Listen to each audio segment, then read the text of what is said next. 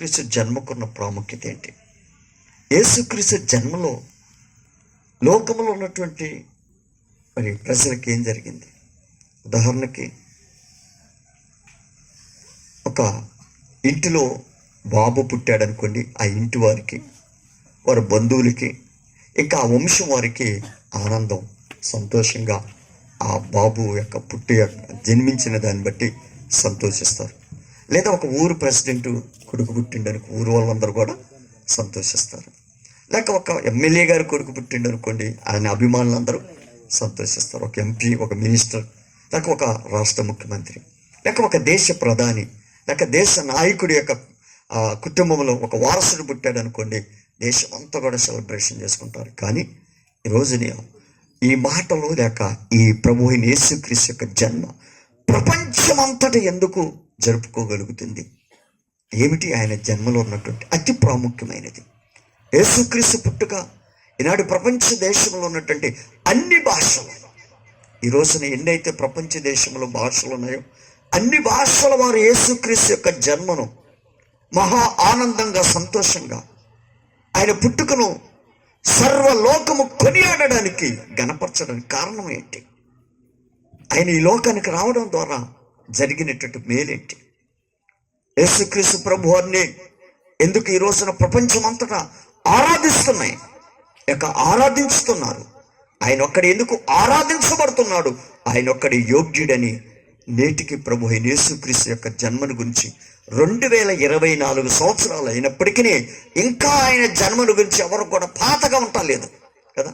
ఎప్పుడు ఆయన జన్మను కొత్తగాను సంవత్సరానికి అది నూతనంగా ఆయన జన్మను గురించి వింటుంటే ఒక నూతన బలము, ఒక నూతన శక్తి, ఒక నూతనమైన ఉత్సాహం కలుగుతుంది.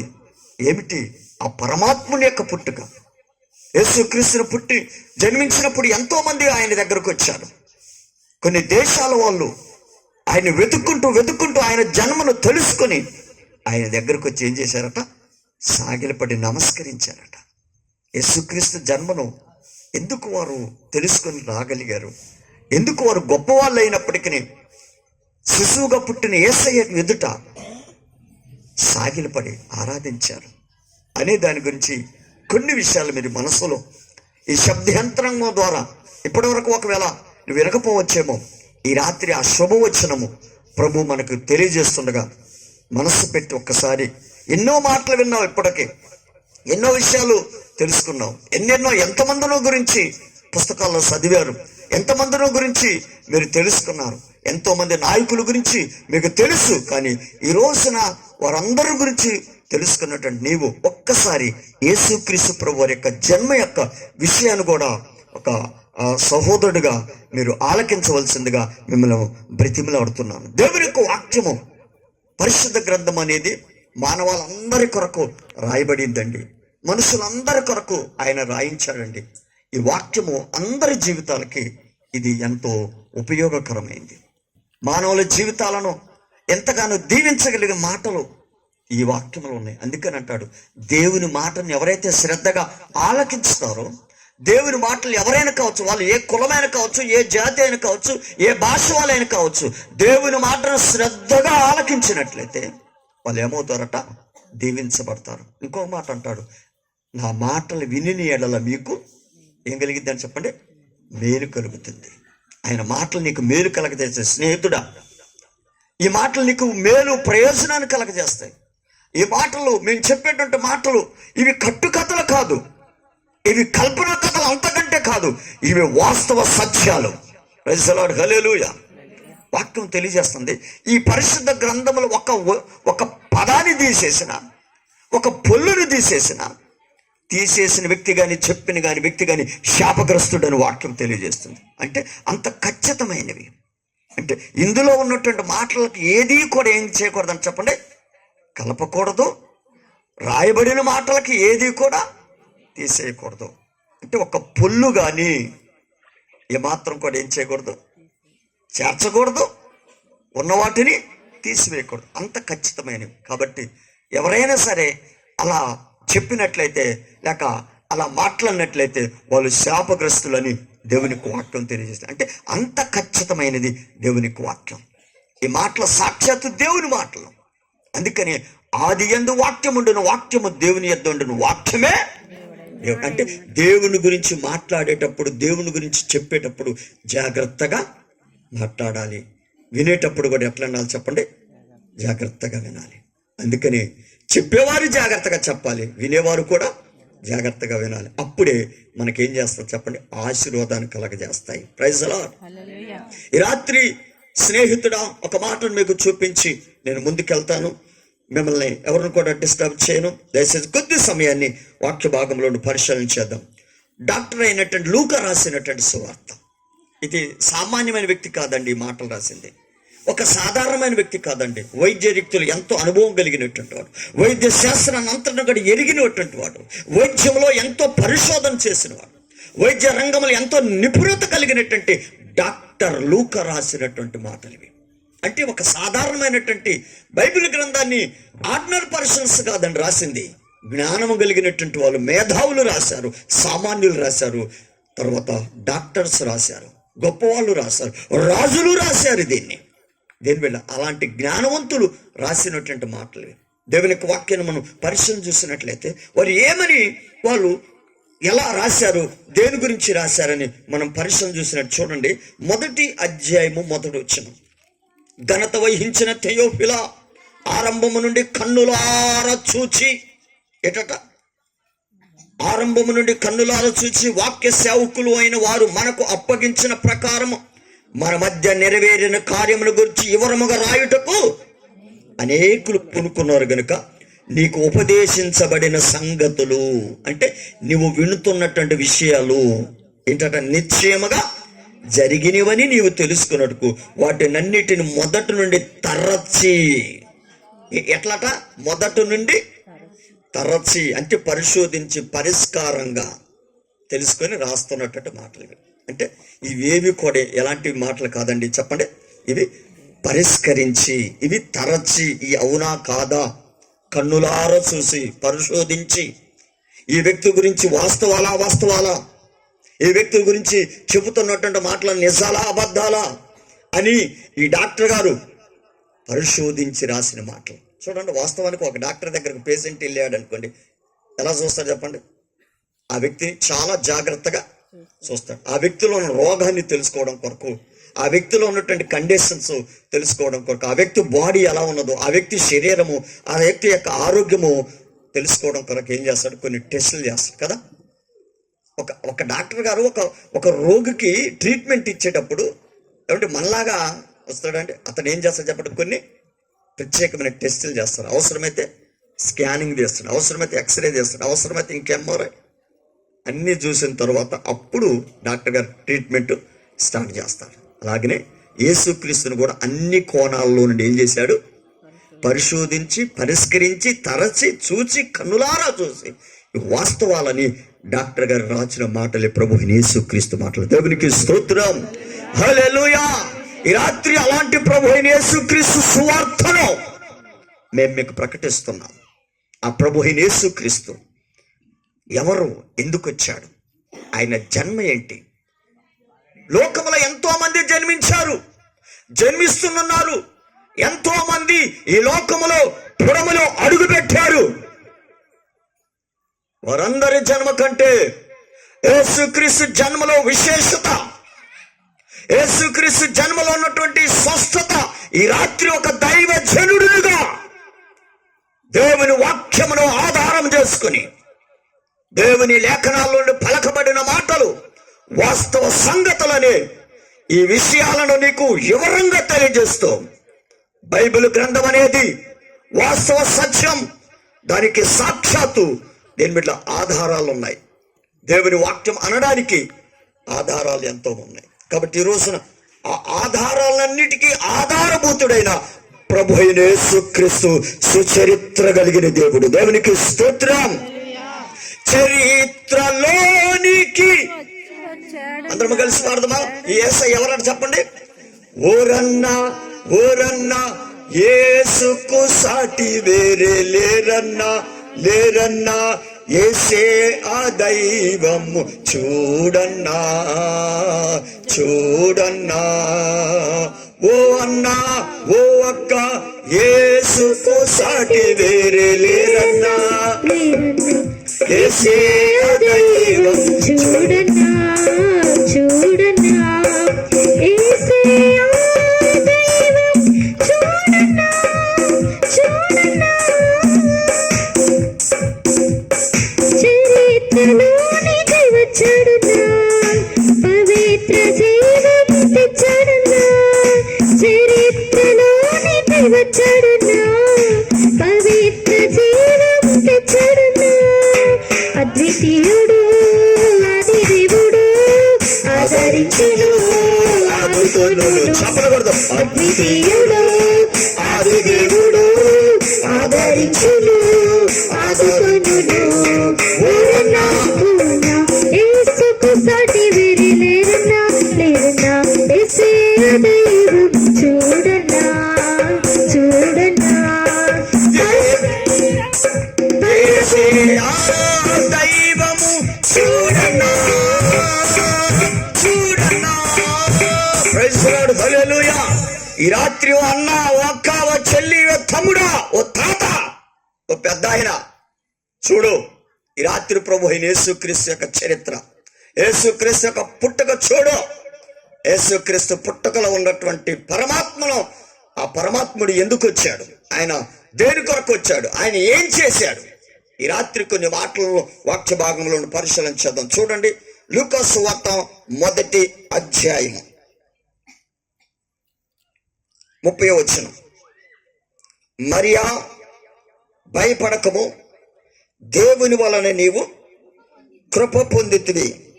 ఇదిగో నీవు గర్భము ధరించి కుమారుని కని ఆయనకు యేసు అను పేరు పెట్టెదవు. చాలు. ఆ తర్వాత ఇంకొక మాట మనం చూసినట్లయితే 35వ వచనం. సర్వోన్నతుని శక్తి నిన్ను కమ్ముకొను కనుక పుట్టబోయే శిశువు పరిశుద్ధుడు. చాలు. ఈ వచ్చిన భాగాన్ని బట్టి కొన్ని మాటలను మేము ముందు ఉంచాలని ఒక దైవజనుడిగా ఈ రాత్రికాల సమయంలో దేవుని వాక్యం మనకు బోధిస్తుండగా ప్రభు మనందరితో మాట్లాడునుగాక. ప్రభు తన వాక్యపు వెలుగును మన మీద ప్రకాశింప చేయునుగాక. ఆయన వాక్యపు శక్తి మన హృదయాలలోనికి ప్రవాహముగా ప్రవహించునుగాక. ఈ రాత్రి స్నేహితుడా, చెప్పబడిన చదవబడిన వాక్య భాగాన్ని మనము పరిశీలన చేసినట్లయితే, ఒక కన్య దగ్గరకు దేవుని దూత సాక్షాత్తు పరలోకము నుండి దిగివచ్చి ఆ కన్యకతో పలికినటువంటి మాట, మరియా భయపడకు, నీవు దేవుని వలన ఏం పొందావు? కృప పొందావు. అంటే యేసు క్రీస్తును కన్నా మరియా దేవుని కృప పొందినటువంటి వ్యక్తి.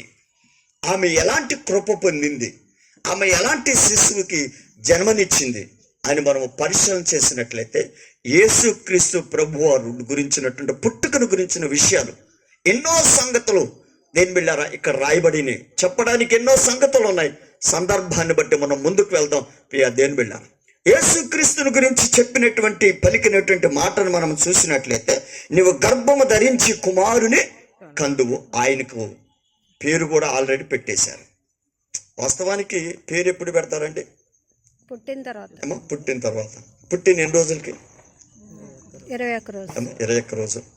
సాధారణంగా తల్లులు ఎక్కువ ఉన్నారు కదా, ఎప్పుడు పెడతారు పేరు? ఆ పేరు పెట్టక మునుపు వాళ్ళకి ఏం పెడతారు? సోనను. పుట్టాడు అనుకోండి, మామూలుగా పిలుచుకోవడానికి ఏమంటారు? ఒక నిక్కి నేమ్ పెడతారు, ముద్దు పేరు కదా, పండును, సోనను. ఇంకా అమ్మాయి అయితే ఇంకేంటి, ఏదో ఒక పేరు పెట్టుకొని పిలుస్తారు. కానీ ఆ పేరు ముద్దు పేరు అంటారు. కానీ యేసు ప్రభు వారి పేరు ఏ పేరు అని చెప్పండి? దేవుని దూత ఎప్పుడైతే ఏ మాట అయితే పుట్టక మునిపి చెప్పిందో అదే మాట నేటికి కూడా అదే మాట ప్రకటించబడుతూ ఉన్నది, పిలువబడుతూనే ఉన్నది. దేవునికి స్తోత్రం. ఆయన పుట్టుక మానవుని యొక్క దేని బిళ్ళారా ఆలోచనకు మించింది. ఆయన పేరు కూడా మానవుని ఊహకు అందనటువంటి పేరుగా వాక్యం తెలియజేస్తుంది. ఏమిటి నువ్వు దేవుని కృపను పొందావు, ఎందుకు దేవుని కృపను నువ్వు మాత్రమే పొందుకున్నావని చెప్తే, ఆమె దేవుని కృపను పొందడానికి గల కారణం ఏంటంటే ఒక కుమారుడికి జన్మనివ్వబోతుందట, కన్య అయినటువంటి మరియా. కాబట్టి ఆ కుమారుడు ఎలాంటి వాడంటే పుట్టబోయేటువంటి వ్యక్తి, నీ గర్భము నుండి వచ్చేటువంటి వ్యక్తి, నువ్వు కనబోయేటువంటి శిశువు, లేక నీ కడుపు నుండి వస్తున్నటువంటి ఆ వ్యక్తి, ఆ శిశువు ఎవరంటే పరిశుద్ధుడు అనబడతాడట. దేవునికి స్తోత్రం. అంటే యేసుక్రీస్తు ప్రభు వారి జన్మ, యేసుక్రీస్తు వారి పుట్టుక, యేసుక్రీస్తు యొక్క జీవితం పరిశుద్ధమైనదే. అందరి శిశువులకు యేసుక్రీస్తు యొక్క జన్మకు ఉన్నటువంటి తేడా గమనించే స్నేహితుడా, ఈ రోజున భూమి మీద ఉన్న ప్రతి మనుషుడికి తల్లి తండ్రుల యొక్క ప్రమేయము వలన, తల్లి తండ్రుల యొక్క వలన ఈ రోజున భూమి మీదకి ప్రతి మనుషుడు వస్తున్నాడు. కాబట్టి యేసుక్రీస్తు ప్రభు వారికి జన్మలో ఉన్న రహస్యం ఏంటంటే ఒక కన్య గర్భమున పుట్టినటువంటి కారణ జన్ముడు యేసుక్రీస్తు. ఆమేన్, హల్లెలూయా. ఎవరంటే చెప్పండి, ఈయన కారణ జన్ముడు. ఎందుకో తెలుసా? ఆయన పుట్టుక పరిశుద్ధమైన పుట్టుక, ఆయన జన్మ పవిత్రమైనది. ఆయన ఈ లోకములోనికి ఒక పవిత్రుడుగా, పరిశుద్ధుడుగా ఆయన జన్మతోనే దిగి వచ్చిన ఏకైక దేవుడు ప్రభు అయిన యేసుక్రీస్తు ఒక్కడే. ఆమేన్, హల్లెలూయా. ఈ రాత్రి యేసుక్రీస్తు ప్రభు వారి యొక్క జన్మను గురించి, దేవుని పిల్లలారా, ఎంతో మంది జన్మించారు, ఎంతో మంది మరణించారు, ఇంకా జన్మిస్తూనే ఉన్నారు, ఇంకా జన్మించబోతూనే ఉన్నారు. కానీ ఎంతమంది జన్మించినా, ఎంతమంది జన్మించబోతున్నా యేసుక్రీస్తు వారి జన్మలో ఉన్నటువంటి దానిని ఎవరు కూడా ఏం చేయలేరు, ఆయన జన్మను ఎవరు కూడా కాదనలేరు. కారణం ఏంటో తెలుసా? వాక్యము తెలియజేసినటువంటి సత్యం ఏంటంటే యేసుక్రీస్తు పాపుల్లో చేరక ప్రత్యేకముగా ఉన్న జన్మ అయింది. ప్రైజ్ ది లార్డ్, హల్లెలూయా. ఆయన జన్మ ఎలాంటిది తెలుసా? పాపులలో చేరని జన్మ, పాపము లేని జన్మ, పాపం అంటున్న జన్మ, పాపము దేని మీద ఏమాత్రము లేని జన్మ ప్రభు అయిన యేసుక్రీస్తు జన్మ. అందుకని ఆయన కారణ జన్ముడు. ప్రైజ్ ది లార్డ్, హల్లెలూయా. ఆ శిశువు, పుట్టిన శిశువు ఎవరై అంటే పరిశుద్ధుడు. ఒక పరిశుద్ధుడికి ఒక మరియ గర్భాన్ని దేవుడు కోరుకున్నాడు. అప్పటికి యేసుక్రీస్తు పుట్టేంత వరకు ఆమె ప్రదానం చేయబడ్డది, కానీ మరియకు ఇంకప్పటికి యోసేపుకు మరియకు పెళ్లి కాలేదు. ఆ సందర్భంలో దేవుని దూత ఆకాశం నుండి దిగివచ్చి ఆ మరియకు చెప్పినటువంటి మాట, నీవు గర్భము ధరించి కుమారుని కందువు. దేని వెళ్ళారు? ఆ పుట్టబోయే శిశువు ఎవరంటే పరిశుద్ధుడు. ఎందుకు పరిశుద్ధుడు ఈ లోకానికి రావాల్సి వచ్చింది? పరిశుద్ధుడి యొక్క పుట్టుక ఎందుకు ఈ ప్రపంచానికి అవసరమై వచ్చింది అంటే, వాక్యాన్ని మనం పరిశీలన చేసినట్లయితే మానవులందరూ కూడా ఏం చేశారంటే, పాపం వల్ల జన్మ కర్మ పాపాలతో మానవుడు జీవిస్తున్నాడు. జన్మతో పాపము, తల్లి గర్భం. అందుకనే దావీదు మహారాజు చేసినట్లయితే ఓ గొప్ప రాజు అంటాడు, దేవుని యొక్క వాక్యాన్ని 40 సంవత్సరాలు ఏకదాటిగా ప్రజలను పరిపాలించినటువంటి మహారాజు అంటాడు, పాపములోనే నా తల్లి నన్ను ఏం చేసింది? గర్భము ధరించింది. కాబట్టి నేను రాజునైనప్పటికీ, నేను సింహాసనంలో కూర్చున్నప్పటికీ, నాకు కిరీటం ఉన్నప్పటికీ, నాకు రాజ్యం ఉన్నప్పటికీ, నాకు సైన్యం ఉన్నప్పటికీ, నాకు వైభవం ఉన్నప్పటికీ, పేర్లు ఉన్నప్పటికీ, నేను ఎవరినంటే రాజుగా పుట్టిన రాజుగా ఉన్నప్పటికీ నేను ఎవరినంటే పాపిని. అంటే రాజుగారు ఒప్పుకుంటాడు, ఏమని చెప్పండి, నేను పాపిని. ఎప్పుడయ్యా పాపినంటే, నా తల్లి గర్భములోనే నన్ను ఏం చేసింది? పాపములో. అంటే తల్లి జన్మతోనే, అనగా గర్భములో ఉండగానే ప్రతి మనిషి పాపి అనే సంగతి గ్రహించాలి. కాబట్టి ఈ రాత్రికాల సమయంలో దేవుని యొక్క వాక్యాన్ని మనం పరిశీలన చేసినట్లయితే అందరూ జన్మతోనే పాపులుగా జన్మిస్తున్నారు, జన్మతోనే పాపిగా భూమి మీదకి పుడుతున్నారు. కానీ యేసుక్రీస్తు వారి పుట్టుక మాత్రము పాపము లేని పరిశుద్ధమైన జన్మ, ఆయన జన్మ. దేవునికి స్తోత్రం. అందుకనే పుట్టినటువంటి శిశువు పరిశుద్ధుడు. మరి ఏం చేస్తాడు ఆ పరిశుద్ధుడు అని మనం పరిశీలన చేసినట్లయితే, దీనికి ఎవరిని మనం చూసినట్లయితే, దేవుని యొక్క వాక్యంలో మనం పరిశీలన చేసినట్లయితే, ఈ రాసిన వ్యక్తి సామాన్యమైన వ్యక్తి కాదండి. నేను ముందే చెప్పాను కదా, ఈయన ఎవరని చెప్పాను? ఈయన గారు ఎవరు చెప్పండి? లూకా గారు ఎవరు చెప్పండి? డాక్టర్ గారే అంగీకరించినాడు. యేసుక్రీస్తు ఎవరని అంగీకరించాడు? పరిశుద్ధుడని. ఎవరంటే యేసుక్రీస్తు పరిశుద్ధ జన్మని మనం చెబితే కాదు, రోగం లేదని మనం చెప్పుకుంటే కాదు, దానికి సర్టిఫికెట్ ఎవరు ఇవ్వాలి? ఎయిడ్స్ లేదు, క్యాన్సర్ లేదు, ఇంకేంటి థైరాయిడ్, షుగర్ లేదు, ఇంకా బీపీ లేదు అని మనకు చెప్పుకుంటే అది ఏమాత్రం కూడా అంగీకరిస్తారా? ఏం చేయాలి? డాక్టర్ గారి దగ్గరకు పోయి డాక్టర్ గారు టెస్ట్ చేస్తే డాక్టర్ గారు అన్ని చూసిన తర్వాత సర్టిఫికెట్ ఇస్తే డాక్టర్ గారు చెప్పారు కాబట్టి హ్యాపీగా ఉంటాం. అలాగనే యేసుక్రీస్తు జన్మను గురించి అన్ని కోణాలలో తరసి చూచి, కన్నులారో చూసి, పరిశోధించి, పరీక్షించి, ఆయన జన్మను గురించి ఎన్నో రకాలైనటువంటి వాటిని గురించినటువంటి ఆయన పరిశోధన చేసి చివరికి చెప్పాడు, యేసుక్రీస్తు జన్మ పరిశుద్ధమైనది. చప్పట్లు కొట్టి ప్రభునామమున మహిమపరచుదాం. హల్లెలూయా. ఒక డాక్టర్ గారు చెప్పిన స్టేట్మెంట్ ఇదండి. యేసుక్రీస్తు ప్రభు వారి జన్మ ఎలాంటిది చెప్పండి? పరిశుద్ధుడు. ఎందుకు ఆ పరిశుద్ధుడిగా ఈ లోకానికి రావాల్సి వచ్చింది? ఎందుకు పరిశుద్ధుడిగా ఈ భూమి మీదకి పుట్టవలసి వచ్చి అని మనం పరిశీలన చేసినట్లయితే, అక్కడ రాయబడినటువంటి మాటను చూసినట్లయితే, యేసు అనే పేరు ఎందుకు ఆయన పరిశుద్ధుడికి ఈ లోకానికి వచ్చాడంటే, మత్తయి సువార్త 1వ అధ్యాయం 21వ వచనం చదవగలరా?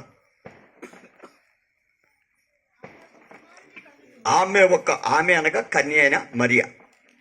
ఆ మరియ ఒక కుమారుని కనును, ప్రజలను పాపములో నుండి ఆయనే. ఎవరాయన? ఆమె ఒక కుమారుని కనును. ఆమె అనగా మరియ ఒక కుమారుని కంటుంది కాబట్టి ఆయన ప్రజలను ఏం చేస్తాడట? పాపములలో నుండి విడిపిస్తాడు. కాబట్టి ఆయన పేరు ఏంటంటే చెప్పండి? యేసు. దేవునికి స్తోత్రం. అంటే పుట్టిన శిశువు, యేసు అని పేరు పెట్టని శిశువు ఏం చేస్తాడట? లోకంలోనికి వచ్చి ప్రజలను ఏం చేస్తాడట? పాపము నుండి విడిపించడం కొరకు పరిశుద్ధుడిగా ఈ లోకానికి వచ్చాడు. దేవునికి స్తోత్రం. హల్లెలూయా. ఎందుకయ్యా యేసయ్య వచ్చాడు? ఎందుకయ్యా జన్మించాడు? ఎందుకయ్యా యేసయ్య ఈ లోకంలో అడుగు పెట్టాడంటే ప్రజలను పాపము నుండి విడిపించడం కొరకు. దేని నుండి విడిపించడం చెప్పండి? పాపము నుండి విడిపించడం కొరకు. ఇప్పుడు మనకందరికీ తెలిసినటువంటి విషయమే. దేని బిడ్డారా? ఒక రోగం పోవాలంటే దానికి ఏముండాలి చెప్పండి? ఒక మెడిసిన్.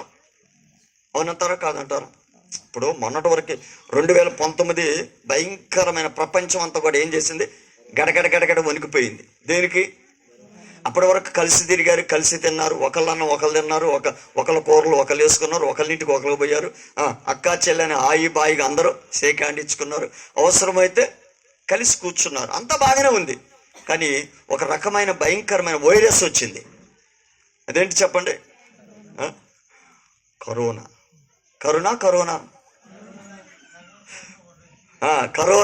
ఈ పెద్ద ఆయన కూడా చెబుతుండే కరోనా వచ్చిందట. కరోనా వస్తే ఏం చేయాలి? కరోనా వస్తే ఏం చేస్తుంది? అది ఒక్కడితో ఉండదు. ఆ బజారు ఏం చేశారు? కొన్ని ఊర్లలో ఏం చేశారు? రోడ్లు ఏం చేశారు? క్లోజ్ చేశారు. బజార్లు క్లోజ్ చేశారు. కొన్ని సమయంలో ఊరి దగ్గర ఏం చేశారు? చెట్లను కొమ్మలను నరికి ఏం చేశారు? రాకోకోకుండా కొమ్మలు వేసేసి, అవసరమైతే అక్కడ బోర్డులు పెట్టేసి ఇతరులు మా ఊర్లోనికి రాకూడదు. ఏమొచ్చిందని? కరోనా వచ్చింది. కరోనాకి అది పోవడానికి ఏం అవసరమై ఉన్నది చెప్పండి? ఏం కావాలి? ఆ రోగం పోవడానికి ఏం కావాలి? ఒక వ్యాక్సిన్ అవసరమై ఉన్నది. అది అందరికా కొందరికా? కొంచెం మీరు మాట్లాడాలి. వ్యాక్సిన్ అందరు వేసుకున్నారా? కొందరు వేసుకున్నారా? వ్యాక్సిన్ వేసుకున్నావా? ఎన్నిసార్లు వేసుకున్నావు? 6 సార్లు. అబ్బో, మామూలు కాదు. భయం ఏంది? 6 సార్లు వేసుకున్నాడు. మరి మీరు ఎన్నిసార్లు వేయించుకున్నారు? ఎందుకు 6 సార్లు వేయించుకున్నావు? ఇంట్లో 2 సార్లు వేశారు, ఇంకో 2 సార్లు అదనంగా వేయించుకున్నావు. ఎందుకు వేయించుకున్నావు? రావద్దని. ఏం రావద్దని? కరుణ రావద్దని. అదే చూడండి ఎంత జాగ్రత్తగా ఉన్నాడో. అందరు 2 సార్లు లేవు, 3 సార్లు వేయించుకుంటే పెద్ద ఆయన 6 సార్లు వేసుకున్నాడు. ఎందుకు? ఆ రోగము, ఆ వైరస్ తన దరిదాపులకు రావద్దు. వచ్చిందనుకోండి, ఒక్కడితో పోతే ఏం చేస్తా చెప్పండి? ఆ ఇంటికి కాదు, బజారుకే ఈ వైరస్ వ్యాపిస్తుంది. దేని బిళ్ళారు ఆలోచించండి. కరోనా ప్రపంచానికి అంతటికి వచ్చింది. ఆ కరోనా తీసివేయడానికి వ్యాక్సిన్ కూడా అవసరమైంది. అది అన్ని కులాలు, అన్ని జాతులు, అన్ని ప్రాంతాల వరకు ప్రపంచ దేశాలు కరోనాకు గడగడలాడిపోయారు. కరోనాకు మెడిసిన్ కనిపెట్టారు. ఈ రోజున ప్రజలు ఏం చేస్తున్నారు? హాయిగా స్వేచ్ఛగా ప్రజలు సంతోషంగా ఉంటున్నారు. అలాగనే పాపం అనే కరోనా లోకంలోకి వచ్చింది. ఏ కరోనా? పాపం అనే తెగులు వచ్చింది. అది ఎవరికి? అందరికీ. అందరిలో ఉన్నదే, అంతటా ఉన్నదే. దొంగలు ఉన్నారు, త్రాగుబోతులు ఉన్నారు, వ్యభిచారులు ఉన్నారు, ఇంకేంటి చెప్పండి, అనేక రకాలైనటువంటి అసూయ, ద్వేషం, పగ, ఈర్ష్య, ఒకళ్ళంతా ఒకళ్ళకి పడదు. అన్నదమ్ములు ఒక తల్లి కడుపులో పుడతారు. అన్నంటే తమ్ముడు కొట్టదు, తమ్ముడు అంటే అక్క అంటే చెల్లికి గిట్టదు. ఎందుకంటే మా అమ్మలు అంతా ఎవరికి పెడుతున్నారు? మా అక్కకే పెడుతున్నారు. మా అక్కనే చూసుకుంటున్నారు, మా చెల్లెనే చూసుకున్నారు. ఇప్పుడు అక్క చెల్లెలు ఏంటి గొడవలు? ఈ రోజున మనిషిలో ఒక భయంకరమైన వైరస్ పనిచేస్తుంది. అదే దాని పేరు ఏంటంటే పాపము. ఈ పాపం అనే వైరస్ లోకమంతటా ఉన్నది. ఈ వైరస్ ని తీసివేయడం కొరకు పరిశుద్ధుడైన యేసుక్రీస్తు ఒక మెడిసిన్ గా ప్రపంచంలో అడుగు పెట్టాడు. ప్రైజ్ ది లార్డ్, హల్లెలూయా. అందుకనే పుట్టిన శిశువు ఎవరంటే చెప్పండి? పాపము లేని పరిశుద్ధుడు. ఆమేన్, హల్లెలూయా. పరమును విడచి వచ్చాడన్నా, నరులలో నరుడై పుట్టాడన్నా. పరమును విడచి వచ్చాడన్నా, నరులలో నరుడై పుట్టాడన్నా. పరిశుద్ధుడు పావనుడు, ప్రేమించెను ప్రాణమిచ్చెను. పరమును విడచి వచ్చాడన్నా, నరులలో నరుడై పుట్టాడన్న పుట్టాడన్న. పరమును విడచి వచ్చాడన్న వచ్చాడన్న. నరులలో నరుడై పుట్టాడన్న పుట్టాడన్న. పరిశుద్ధుడు పావనుడు, ప్రేమించెను ప్రాణమిచ్చెను. పరిశుద్ధుడు పావనుడు, ప్రేమించెను ప్రాణమిచ్చెను. ఊరన్నా ఊరన్నా యేసుకు సాటి వేరే లేరన్నా లేరన్నా. యేసయ్య దైవం చూడన్నా చూడన్నా. యేసయ్యా దైవం చూడన్నా చూడన్నా. హల్లెలూయా. యేసుక్రీస్తే దేవుడు, యేసుక్రీస్తే పరిశుద్ధుడు. యేసుక్రీస్తు ద్వారానే పాప క్షమాపణ ఎందుకు కలుగుతుందంటే పరమను నుండి భూమి మీదకి వచ్చినటువంటి వ్యాక్సిన్ ప్రభువైన యేసుక్రీస్తు. ఆమేన్, హల్లెలూయా. ఆ వ్యాక్సిన్ ఎవరైతే ఎంచుకుంటారో, వ్యాక్సిన్ ఎవరైతే స్వీకరిస్తారో, వ్యాక్సిన్ లో ఎవరైతే యేసుక్రీస్తు ప్రభువుని చేర్చుకుంటారో, పాపం అనే రోగము ఏమైపోతుంది? పారిపోతుంది. అందుకనే లోకానికి ఈ మెడిసిన్ ఎక్కడి నుండి వచ్చింది చెప్పండి? ఇక్కడ తయారు చేసింది కాదు, ఇక్కడ కనిపెట్టింది కాదు, ఇక్కడ మనుషులు దేని బిళ్ళారా కనుగొన్నది కాదు. ఇది పరలోకము నుండి భూమి మీదకి దిగి వచ్చిన పరిశుద్ధుడైన యేసుక్రీస్తు. ఆమేన్, హల్లెలూయా. అందుకనే మరియతో దూత చెప్పిన మాట, పుట్టబోయే శిశువు, పుట్టిన శిశువు, నీ గర్భములో వస్తున్న శిశువు అందరి శిశువు లాంటి వాడు కాడు. ఈ శిశువులో ఉన్న ప్రత్యేకత ఏం చెప్పండి? పరిశుద్ధుడు అయిన శిశువు. ప్రైజ్ ది లార్డ్, హల్లెలూయా. ఆ పరిశుద్ధుడైన శిశువే ప్రపంచానికి ఏమిస్తాడు చెప్పండి? పాపము నుండి ఏం చేస్తాడట? ప్రజలను పాపములో నుండి ఇడిపిస్తాడు. ఎందుకో తెలుసా? ఆయన పరిశుద్ధుడు కాబట్టి. గుడ్డివాడు ఇంకో గుడ్డివాడికి దారి చూపగలడా? తీసుకొని పోవచ్చు కదా, తోడుగా ఉండొచ్చు కదా. గుడ్డివాడు ఇంకొక గుడ్డివాడికి, అంటే కళ్ళు లేనివాడి, మనకు వాడుక భాషలు చెప్పాలంటే కళ్ళు లేనివాడు ఇంకొక కళ్ళు లేనివాడికి దారి చూపగలడా? చూపలేడు. ఎందుకు? ఇద్దరు చేయబట్టుకుని రాన్న అని ఇద్దరు చేయబట్టుకుని పోయారనుకో, వెనకున్న వాళ్ళు అంటారు, ఓహో వీళ్ళు పోతున్నారు యాన్న పడతారు, ఏదో జరిగిద్ది. దేని బిళ్ళారా? గుడ్డివాడు మరొక గుడ్డివాడికి ఎలాగైతే దారి చూపలేడో, ఒకవేళ దారి చూపడానికి వచ్చినా ఈ గుడ్డివాడిని నమ్ముకొని ఇంకొక గుడ్డివాడు దారిలో పోయినారు అనుకోండి, ఇద్దరు ఎక్కడ సరాసరిగా ఏదో ఒక ప్రమాదంలో పడిపోతారు. మనుషులందరూ పాపులు. మనుషులందరూ పాపం అనే వైరస్తో ఉన్నారు. పాపము నుండి విడిపించగలిగిన సామర్థ్యము, శక్తి మనుషుడికి లేదు. కాబట్టి మనుషుడికి లేదు కాబట్టి ఆ మనుషుని పాపము నుండి విడిపించడం కొరకే పరమ పవిత్రుడు పరలోకమున భూలోకమునకు ఆయన సశరీరుగా ప్రత్యక్షమయ్యాడు. ఆమేన్, హల్లెలూయా. అందుకని ప్రజలను పాపములో నుండి విడిపించగలవాడు. ఈ రోజున దేని బిడ్డారా, లోకంలో పాపము ప్రవేశించింది. ఎక్కడ చూసినా హత్యలు, అత్యాచారాలు, ఎక్కడ చూసినా బలాత్కారం. చూడండి, మనందరికీ తెలిసినటువంటి మాట, మన హైదరాబాద్ పట్టణంలోనే జరిగినటువంటి ఒక మెడిసిన్ చదువుకున్నటువంటి ఒక యవనస్తురాలు కదా, ఆమె హైదరాబాద్ నడిబొడ్డున ఆమె